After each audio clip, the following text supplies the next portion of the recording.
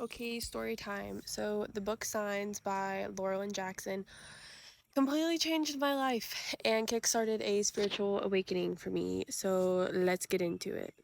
4.5, actually, very close to 5 years ago, my dad had just passed, and at that point, he had been chronically ill for 8 years. I was only 15 years old whenever he got sick, and then I was 23 at the time of his passing. I was holding an immense amount of grief. Not only was I holding the grief from his passing in itself, but from the past 8 years of his illness and watching him be completely debilitated, mind, body, and soul, and just deteriorate.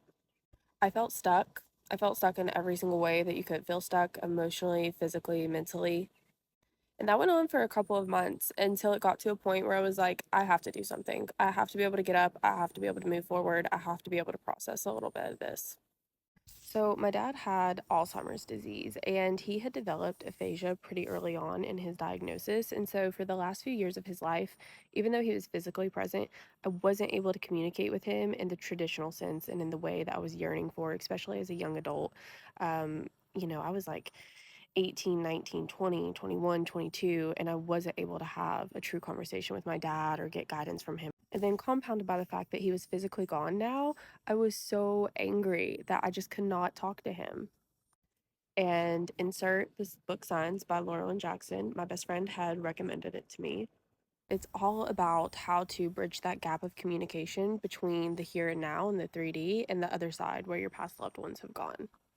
I knew that my dad was still out there. I could feel his presence. I knew that there was another side. I just didn't know how to communicate or how to start. And what an absolute gift it was to read Laura's words and her stories, not only her personal stories of communicating with the other side, but everyday people who have lost their loved ones and her guidance in how to do so. It was like these buds of hope and reassurance of kind of what I already knew to be true started forming, started growing, and there was a lot of hope for the first time in 6 to 8 months of a completely dark period for me. After I finished the book, I decided that I was going to ask my dad for my first sign. Laura talks about how whenever you're asking for a sign from a past loved one, it can be helpful to say something super specific or odd or something that you just know you wouldn't see in your everyday already. So that way it's confirmation for you that, like, hey, this is my loved one talking to me and communicating with me. So I know really common signs are like red cardinals or butterflies and things of that nature. And I decided that I wanted to go big or go home. So I asked for a sparkly blue bunny. The night that I had set this intention and had asked my dad and sent this out into the universe and source and to God, the next morning, whenever I went into work, I kid you not, on my desk there was a sparkly blue bunny. Easter was in a couple of weeks from then because it was in March, but it was at the beginning of March. It was still really early to be decorating for Easter, and it was a big Easter decoration sitting right there in front of my face. I just immediately knew that that was my confirmation and that was my sign. I had to go to the bathroom as soon as I saw the sign at work because this just immense reassurance and this wave of emotion came crashing down on me that I had basically just spoke to my dad.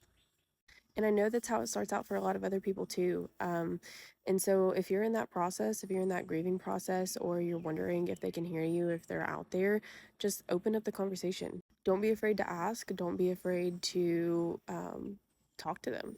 And to this day, I still have all kinds of signs that come through from my dad. A couple of them is a butterfly, for example. Um, Mine and his number that we use to communicate all the time is 323. And hot air balloons, that's another sign from my dad.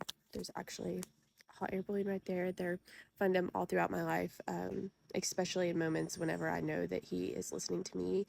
My relationship with my dad now is stronger than it ever was whenever he was here Earthside with me, and I could not be more thankful for that. Truly is a whole unseen world out there waiting for you. Your loved ones, your guides, your ancestors, your angels, they're all on the other side. They are all begging to communicate with you. I promise you, there is so much guidance, hope, love, a ton of messages that are waiting to come through and be seen and heard by you. You just have to have enough courage to look a little deeper and a little bit of presence to notice.